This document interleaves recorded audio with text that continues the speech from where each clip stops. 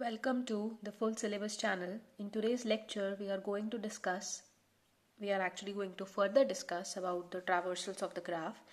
In the previous lecture, we have discussed about the graphs, its representation, along with the breadth first search.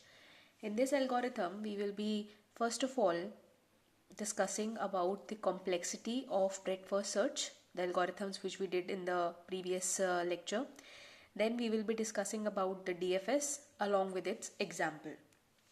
So now this is my BFS algorithm which we did it in the previous lecture. तो पिछले lecture में जब हम लोगों ने इस पूरे algorithm को करा था तो हमने इसका एक एग्जाम्पल भी लिया था. तो अब हम देखेंगे कि इस एल्गोरिथम की कॉम्प्लेक्सिटी क्या है. आप सभी को ये पता है कि किसी भी एल्गोरिथम को एफिशिएंट होने के लिए उसकी कॉम्प्लेक्सिटी बेटर होनी ही चाहिए. कॉम्प्लेक्सिटी दो टाइप की होती है आपकी. एक होती है आपकी टाइम कॉम्प्लेक्सिटी और एक होती है आपकी स्पेस कॉम्प्लेक्सिटी. फाइन. तो अब मैं आपको बताऊंगी कि इस पर्टिकुलर एल्गोरिथम का टाइम कॉम्प्लेक्सिटी क्या है. नाउ आप ये देख सकते हो कि this is entirely my algorithm. Now इस एल्गोरिथम सबसे पहले हमने क्या करा है इस एल्गोरिथम में. सबसे पहले मैंने एक वर्टेक्स लिया है. ठीक है. इस वर्टेक्स लिया है. देन उन वर्टेक्सेस पे काम करा और वो सारी वर्टेक्स ली हैं except which vertex, except my source vertex. So these 4 points, fine, ये जितने भी 4 पॉइंट्स हैं ये सारे के सारे जो हैं ये कितना टाइम लेंगे. O of V time. V is your number of vertices. Because I am working on every vertex except the source vertex, तो इनकी time complexity for every node first will also take O of V time. The second line will also take O of V time. The third time will also take O of V time, and the fourth will also take O of V time. So I can say कि this is 4 times O of V times. Fine. Now in this particular thing I am only considering about single node which is my source. मैं source को यहाँ grey colour दे रही हूँ. Source का ही distance जो है वो 0 है. सोर्स का ही जो पाई है दैट मीन्स उसका जो पेरेंट है वो निल है. और जो क्यू है वो उसको मैं इनिशियलाइज कर रही हूँ, जिसको इनिशियलाइज में उसकी वैल्यू स्टार्टिंग में वो एम्प्टी है. और यहाँ पर भी मैं एक सोर्स को क्यू के अंदर डाल रही हूँ. सो ऑल दीज पॉइंट्स 5 से लेकर 9 पॉइंट तक I am only talking about source. ठीक है. या फिर मैं इनिशियलाइजेशन पे काम कर रही हूँ. सो इनिशियलाइज कर रही हूँ तो all these will take how much time, constant time. ठीक है. They all will take some constant time which is my C. Fine. यहाँ तक सबको क्लियर है कि इन 9 स्टेप्स की कॉम्प्लेक्सिटी कैसे निकली है. यहाँ पर मैं सारे वर्टिसेस की बात कर रही हूँ, that's why complexity is O of V. और यहाँ पर I am talking about only I am initializing the source और the queue, that's why it's complexity is constant. Now the while loop is starting from here. Initially also ये कब तक चलेगा, जब तक मेरा जो क्यू है वो एम्प्टी नहीं हो जाता. फाइन. अब जब मैं एक एक करके क्यू ले रही हूँ, एक एक करके जो मैं वर्टेक्स को डी क्यू कर रही हूँ और फिर सारे के सारे वर्टेक्स की एडजेसेंट वर्टेक्स को चेक कर रही हूँ. ठीक है. और एडजेसेंट वर्क को चेक करने पर अगर यहाँ 5 एडजेसेंट वर्टेक्स भी हैं तो उन वर्टेक्स को भी मैं क्या कर रही हूँ, उन वर्टेक्स को भी मैं एडजेसेंट वर्टेक्स सबसे पहले तो मैं कैसे निकाल रही थी. सबसे पहले अगर मैं ये 1 है, ये 2 है और ये 3 है, this is my simple graph with all of you. ठीक है. अब 1 की अगर एडजेसेंट चेक करनी है तो I am checking this edge. अगर कोई डायरेक्ट एज है, fine, if there is a some direct edge, तो मैं बोलूंगी कि येस एडजेसेंट जो है वो 1 का वो क्या है, 2 and 3. Fine. So adjacent edges are there, 2 और 3 एडजेसेंट एज है 1 का. So that's why this adjacent vertex, this 12. सो ये जो एडजेसेंट हम लोग चेक कर रहे हैं एजेस के साथ, तो दीज पर्टिकुलर थिंग जब मैंने एडजेसेंट चेक करा it will take how much time, O of E time. E are the number of edges. Because मैं यहाँ पर एजेस चेक करके पता कर रही हूँ कि मेरे इस पर्टिकुलर नोड की एडजेसेंट क्या है. ठीक है. सो जब मैंने इसको एडजेसेंटली चेक करा, इसके नोट्स को चेक करा, उसके बाद मैं सारी इनिशियलाइजेशन कर रही हूँ. सो ऑल दी स्टेप्स, ठीक है, all the steps will take how much time, O of E time. ठीक है. Where E are the number of edges. So अगर इस पर्टिकुलर एल्गोरिथम की टोटल कॉम्प्लेक्सिटी निकाली जाए, दैट मीन्स इसकी जो जो भी कॉम्प्लेक्सिटी आएगी वो कितनी आनी चाहिए. ठीक है. यहाँ पर इसकी कॉम्प्लेक्सिटी है O ऑफ V. यहाँ पर ये few steps are taking some constant time and last few steps are taking some constant some time which is of in the terms of E. So the total complexity of this algorithms comes out to be v plus e, where we have ignored the constant terms, जो कि हमारा होता ही है कि हम constant terms को और जितने भी coefficients होते हैं उनको remove कर देते हैं, ठीक है। सो जो कॉम्प्लेक्सिटी है आपकी BFS की, इस comes out to be number of vertices plus number of edges in the order of this, ठीक है। I hope this complexity is clear to you now, किस तरीके से स्टेप बाय स्टेप आपका कॉम्प्लेक्सिटी यहाँ पर निकाली गई है, and the overall complexity of BFS is comes out to be O of V plus E. Now let's discuss about depth first search. This is the second type of traversal technique, ठीक है। ये भी आपका एक traversal technique है, ठीक है। जैसे BFS था वैसे DFS है, और डेप्थ मीन्स कि हम डीपली इसको ट्रावर्स कर रहे हैं, ठीक है। डेप्थवर्ड मोशन में मैं इसको ट्रावर्स कर रही हूँ, और जैसे ही डेड एंड आएगा उसी वक्त मेरी क्या स्टार्ट हो जाएगी, मेरी बैक ट्रैकिंग स्टार्ट हो जाएगी, ठीक है। So this back tracking word is really important when I am talking about depth first search. Now let's see one example. This is your example. इसको आपको ट्रावर्स करना है DFS के अंदर. तो मैं डेप्थ फर्स्ट मतलब हाइट वाइज जा रही हूँ, ना कि ब्रेथ वाइज जा रही हूँ, ठीक है। ब्रेथ वाइज जाती तो कुछ इस तरीके से जाती, ठीक है। और अभी मैं डेप्थ वाइज जा रही हूँ, तो कैसे जाऊंगी, सबसे पहले मैं इसको ट्रावर्स करूंगी, फिर मैं D को ट्रावर्स करूंगी, फिर मैं G को ट्रावर्स करूंगी.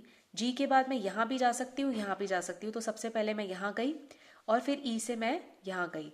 जैसे ही मैं B पर आई, कोई और एडजेसेंट नहीं है जिसको मैं ट्रावर्स कर सकूँ. सेम लॉजिक यहाँ पे भी लगेगा कि जो मेरी अनविजिटेड है नोड, मैं उसी को ही फॉलो करूंगी, विजिटेड नोड को एडजेसेंट में इंक्लूड नहीं करूंगी. सो जैसे ही यहाँ पर डेड एंड आया, तो उसके बाद फिर दोबारा मैं बैक ट्रैक करूंगी, और बैक ट्रैक करने के बाद वहां तक बैक ट्रैकिंग करूंगी जहां मुझे एक अनविजिटेड नोड मिल जाए. तो यहाँ पर जैसे ही मैं बैक ट्रैक कर कर आई, तो I will again go to F and then I will again go to C. So this is how your depth first search algorithm works. So there are few rules which you keep in mind. सबसे पहला rule तो आपका ये रहेगा कि आपको adjacent unvisited vertex को mark करना है, और आपका जो क्यू रहेगा, आपका जो कहते हैं डेटा स्ट्रक्चर रहेगा, वो क्या रहेगा, stack.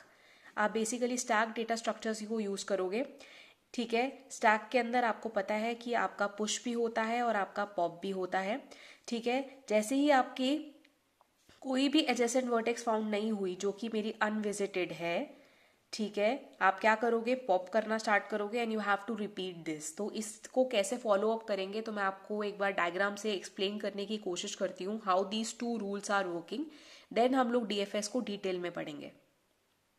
So now see, in this example ये आपको एक ग्राफ गिवन है. इस ग्राफ को आपको DFS की फॉर्म में फॉलो करना है, ठीक है. आपका जो सोर्स है वो S है, और इनिशियली जो आपका स्टैक है वो एम्प्टी है, ठीक है. तो सबसे पहले मैं स्टैक के अंदर क्या डालूंगी, मैंने सोर्स को स्टैक में डाला, ठीक है. सोर्स को स्टैक में डालते ही क्या होगा, आपका सोर्स को आप स्टैक में डालोगे.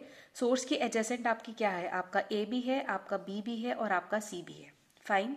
तो सोर्स के अंदर आप A भी डाल सकते हो, B भी डाल सकते हो, और C भी डाल सकते हो.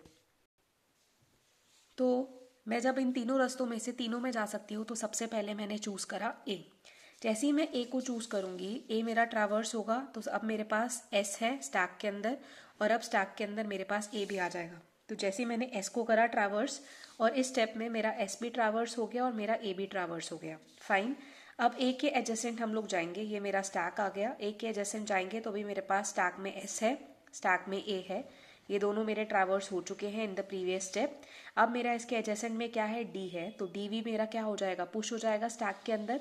इन द नेक्स्ट स्टेप मैं D का एडजेसेंट चेक करूंगी. मैंने अगेन D का एडजेसेंट चेक करा, इसमें S आया, A आया, D आया. ये तीनों के तीनों जो है वो मेरे क्या हैं, ट्रावर्स्ड हैं. अब मैं क्या ट्रावर्स करूंगी, B को ट्रावर्स करूंगी. फाइन. यहाँ तक I think the question is clear कि ये सारे के सारे ट्रावर्स हो चुके हैं. अब जब मैं B पर आई, तो मैंने B पे क्या चेक करा कि कोई भी इसका एडजेसेंट ऐसा नहीं है जो कि मेरा क्या हो, अनडिस्कवर्ड हो. They all have been traversed. So अब इस स्टेप पे मैं क्या करूंगी, इस स्टेप पे मेरी क्या स्टार्ट हो जाएगी, बैक ट्रैकिंग स्टार्ट हो जाएगी. और बैक ट्रैकिंग कैसे करोगे, बैक ट्रैकिंग करने का मतलब है कि यू विल स्टार्ट पॉपिंग, ठीक है. तो आप पॉप करोगे इसके अंदर. अब आप पॉप कैसे करोगे, आपने क्या क्या ट्रैवर्स कर चुका है, आपका एस ट्रैवर्स हो चुका है, आपका ए ट्रैवर्स हो चुका है, डी ट्रैवर्स हो चुका है, एंड आपका बी ट्रैवर्स हो चुका है, ठीक है। और आपके पास यहाँ पर ये किस फॉर्म में है, एस ए डी। अब बीज का कुछ नहीं है तो बी मेरा यहाँ पे क्या हो जाएगा, I will pop be here, ठीक है। मैंने बी को पॉप करा, बी को पॉप करने पर मैं कहाँ आई, डी पर आई। डी जो है अब वो मेरा क्या आ जाएगा, टॉप मोस्ट एलिमेंट हो जाएगा। मैं डी पर चेक करूंगी क्या डी के आसपास ऐसा कोई एडजेसेंट बचा है जो अनडिस्कवर्ड हो। यस, सी, डी के एडजेसेंट सी है। So in the next step आपका क्या होगा, ये मेरे पास स्टैक है, यहाँ एस है, ए है, डी है, और यहाँ पर क्या आ जाएगा, सी भी आ जाएगा। दैट मीन्स ये ट्रैवर्स हो चुका है, ये ट्रैवर्स हो चुका है, ये ट्रैवर्स हो चुका है, ये हो चुका है, और ये भी ट्रैवर्स हो चुका है, ठीक है। अब क्या सी के आसपास ऐसा कोई है जो कि मेरा अनट्रैवर्स्ड हो, नो। दैट मीन्स आप हर नोड को क्या कर चुके हो, ट्रैवर्स कर चुके हो डेप्थ फर्स्ट सर्च में। तो डीएफएस का जो मेरा ऑर्डर होगा, जो डीएफएस का मेरा ऑर्डर होगा, वो ऑर्डर कैसे आएगा, सबसे पहले आपने क्या पॉप करा था, बी, फिर आप एक के बाद एक के बाद एक इन्हें पॉप करते रहोगे। और पॉप करने का आपको पता है कि जो टॉप मोस्ट एलिमेंट है वो सबसे पहले पॉप होता है। तो आप सी को पॉप करोगे, देन डी को, देन ए को, देन एस को। So in this order, this is your DFS order.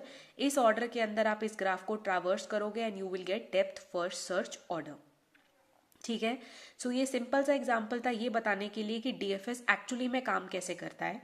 Now we will be discussing about in detail the depth first search algorithm. So this is basically DFS. DFS में मैं आपको already बता चुकी हूँ कि back tracking मेरा use होगा, मेरा स्टैक यूज होता है। स्टैक क्या होता है सॉरी, स्टैक क्या होता है, लास्ट इन फर्स्ट आउट, ठीक है। It has push as well as the pop element, ठीक है। इसके अंदर भी आपका कलर एरे आपको मेंटेन करना है। वाइट किस लिए यूज होता था, वाइट यूज होता था जब वो अनडिस्कवर्ड है, ठीक है। जब अनडिस्कवर्ड है तो आपका वो वाइट होगा। अब अगर वो ग्रे है दैट मीन्स कि आप उसको एक बार एक्सप्लोर कर चुके हो। और ब्लैक का मतलब क्या है, जब आप उसके नेबर्स को भी एक्सप्लोर कर चुके हो, ठीक है। सो कलर एरे का मतलब सेम रहेगा। अब जो टाइम है, यहाँ पर दो टाइप के टाइम है जो डीएफएस में यूज होंगे। फर्स्ट आपका टाइम होगा आपका डिस्कवरी टाइम, और एक आपका टाइम होगा फिनिश टाइम। फिनिश टाइम आपका तब यूटिलाइज होगा जब आप बैक ट्रैक करना स्टार्ट करेंगे। ये मैं बताऊंगी आपको कैसे करना है, बहुत ही सिंपल तरीका है। और एक आपका होता है डिस्कवरी टाइम, जब वो पहली बार डिस्कवर हुआ है तो आप उसको वो टाइम दोगे। एंड द मोमेंट आप किसी भी नोड को, जो भी आपकी ग्राफ की नोड होगी, ठीक है, वो इस तरीके से दो पार्ट्स में डिवाइडेड होती है। एक होता है डिस्कवरी टाइम और एक होता है फिनिश टाइम। और जैसे ही आप दोनों को यहाँ अलॉट कर देते हो, दैट मीन्स कि आप अब ये जो नोड है वो एलिजिबल है क्या होने के लिए, ब्लैक नोड होने के लिए अभी एलिजिबल है। नाउ दिस पेरेंट नोड, ये जो है of course this array is again explaining you what, कि उसका पेरेंट क्या है। हर एक नोड का पेरेंट आपको पता होना चाहिए। सो यहाँ पर एक एडिशनल चीज जो ऐड हुई है वो क्या हुई है, एक फिनिश टाइम ऐड हुआ है डीएफएस में। और डीएफएस के अंदर आपका जो डेटा स्ट्रक्चर है वो चेंज हुआ है। बीएफएस में हम लोग क्यू यूज करते थे और डेटा स्ट्रक्चर्स, और डीएफएस के अंदर हम लोग स्टैक यूज करेंगे। Now this is the pseudo code for DFS. DFS का ये स्यूडो कोड है। डीएफएस आपका जो है वो एल्गोरिथम कैसे काम कर रहा है, इनिशियली वही आपने सारी की सारी वर्टेक्स को लिया, उनके कलर को वाइट दिया, नील दिया, और टाइम इनिशियली 0 दिया, ठीक है। और उसके बाद आपने क्या करा, आपने एक और लिया विलेट, अगर उसका वाइट कलर है, आपने क्या करा कि आपके पास बहुत सारी वर्टिसेस हैं, सपोज 1 2 3 4 वर्टिसेस हैं, इन सबको आपने ये कलर दे दिया इनिशियली। इसमें से आपने एक वर्टेक्स चूज करी, जो कि मैंने इस स्टेप पे चूज करी है, ठीक है। You have choose one vertex V, अगर उसका कलर वाइट है तो मैं क्या लगा दूंगी, I will apply this particular function DFS visit. तो आप ध्यान रखें कि ये जो रिकर्सिव एल्गोरिथम्स है, वाई रिकर्सिव एल्गोरिथम्स है, बिकॉज इसके अंदर हमारा जो एल्गोरिथम है वो मैं इसको दोबारा से कॉल कर रही हूँ, ठीक है। So now you have this DFS visit with you. अब आपने क्या करना है कि जो आपने यहाँ पर चूज करी है, अगर उसका वाइट कलर है तो सबसे पहले डीएफएस विजिट आते ही उसको मैं ग्रे कलर में कन्वर्ट कर दूंगी, उसके टाइम को इंक्रीमेंट कर दूंगी, ठीक है। और वो जो टाइम इनिशियली मैं दूंगी वो मैं किस में डाल दूंगी, उसके डिस्कवरी टाइम में डाल दूंगी। और उसके बाद उसके एडजेसेंट्स को चेक करके उस पर दोबारा से विजिट लगाकर मैं उसका कलर ब्लैक करके उसका फिनिशर टाइम अलॉट कर दूंगी। तो ये मैं आपको समझाती हूँ with the help of an example. But आपको ध्यान रखना है कि अभी आपको एक असाइनमेंट मैं दे रही हूँ, वो क्या है, आपका असाइनमेंट क्वेश्चन असाइनमेंट आपको ये करना है कि जिस तरीके से मैंने स्टार्टिंग में आपको बीएफएस की कॉम्प्लेक्सिटी बताई है उसी तरीके से आप इस एल्गोरिथम की कॉम्प्लेक्सिटी मुझे बताएंगे कि इस एल्गोरिथम की कॉम्प्लेक्सिटी जो है वो क्या होगी स्टेप बाय स्टेप। ठीक है, स्टेप बाय स्टेप आप ये कॉम्प्लेक्सिटी बताएंगे जिस तरीके से मैंने आपको बीएफएस की कॉम्प्लेक्सिटी समझाई थी। ठीक है, so now I will show you with the help of an example how this particular algorithm works. Now you are having this example and you need to figure out the DFS order of this question. How you will do so? Initially your stack is empty. ठीक है, I have started from U. यहाँ से मैंने शुरुआत करी है और मैंने आपको बताया था कि जो हर एक नोड है वो दो पार्ट्स में डिवाइडेड होगी। पहले पार्ट में उसका डिस्कवरी टाइम आएगा और दूसरे पार्ट में उसका फिनिशिंग टाइम आएगा। लेकिन फिनिशिंग टाइम आप तब लगाएंगे जब आप क्या करेंगे, उसकी बैक ट्रैकिंग करेंगे। Got it? Now how you we will do it? देखो, स्टैक इनिशियली आपका एम्प्टी है। आपने कहाँ से स्टार्ट करा है? आपने यू से स्टार्ट करा है। ठीक है, सो इसका डिस्कवरी टाइम मैंने 1 ले लिया इनिशियली, बिकॉज इनिशियली इसका डिस्कवरी टाइम 0 था। ठीक है, इनिशियली जो था यू का जो टाइम था वो इनिशियली था 0।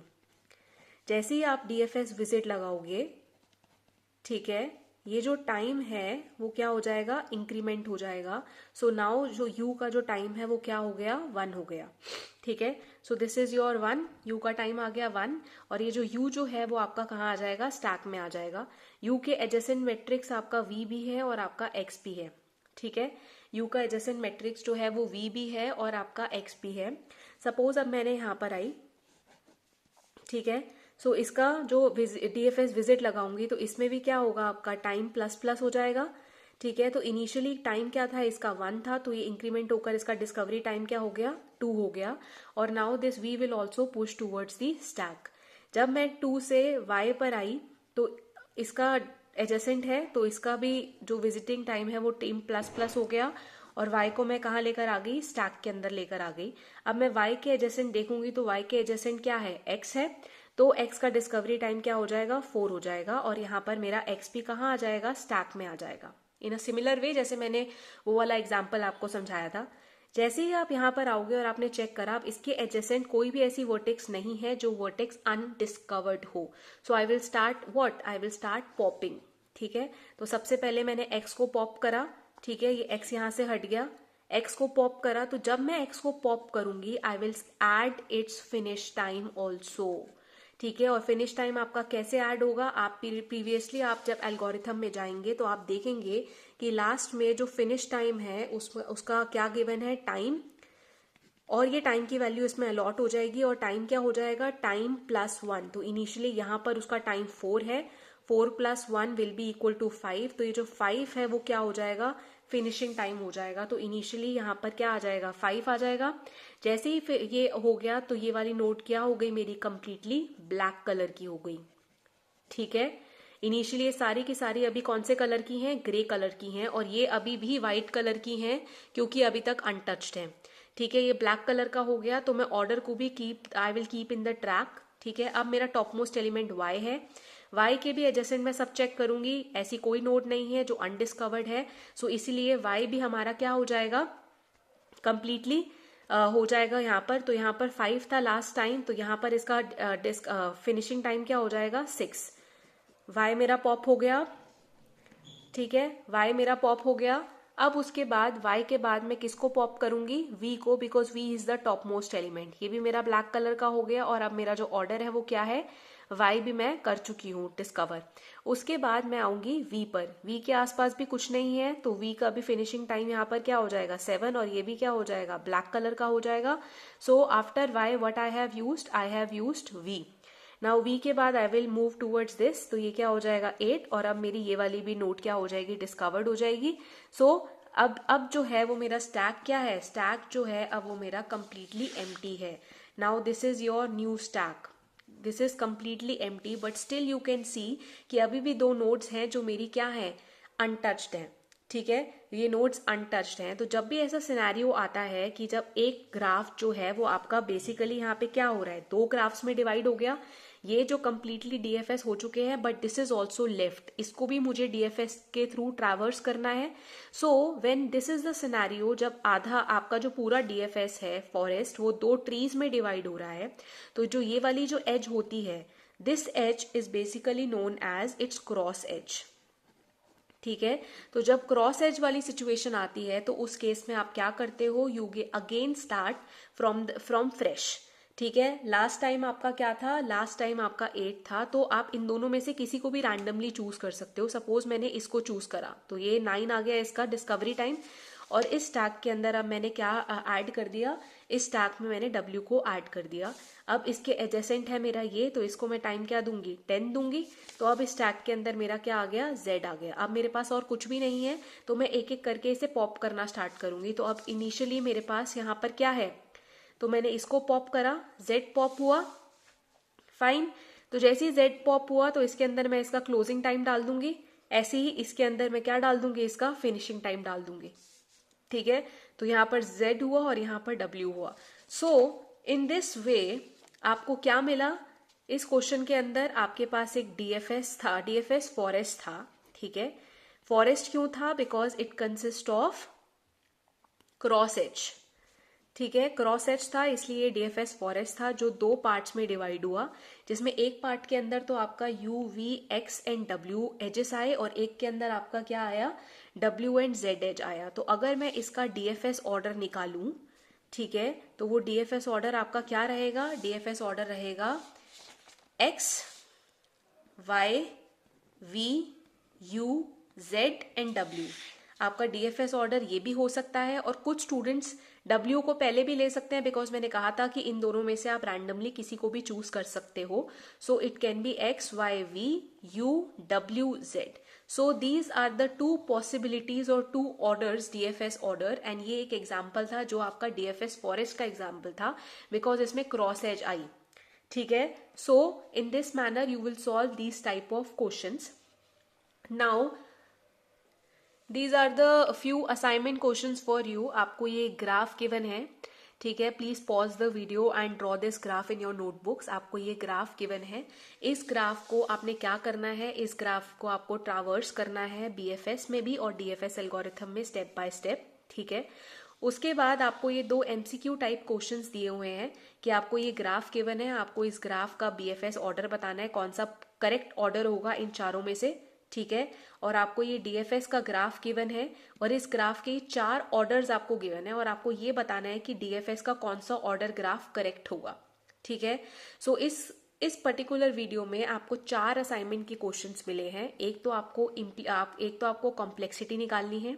ठीक है, दूसरा आपको ये 3 क्वेश्चन सॉल्व करने हैं, एंड लास्ट में आपको क्या करना है, you have to again implement. ठीक है, सो जो 4th असाइनमेंट रहेगा, 4th या you can say your 5th question, वो क्या रहेगा कि आपको डीएफएस को इम्प्लीमेंट करना है जिस तरीके से आपने बीएफएस को इम्प्लीमेंट करा था, और अगेन इसके आउटपुट का स्क्रीनशॉट लगाकर सबमिट करना है. So I hope BFS and DFS are understandable now, और आई होप कि both the algorithms with examples are fine. So इस पर्टिकुलर असाइनमेंट को आप लोगों ने सबमिट करना है, और नेक्स्ट लेक्चर में हम all pair shortest path algorithm को समझेंगे. एंड कोई भी डाउट होगा, you people can ask me, and please keep learning like this only. Stay safe guys. Thank you.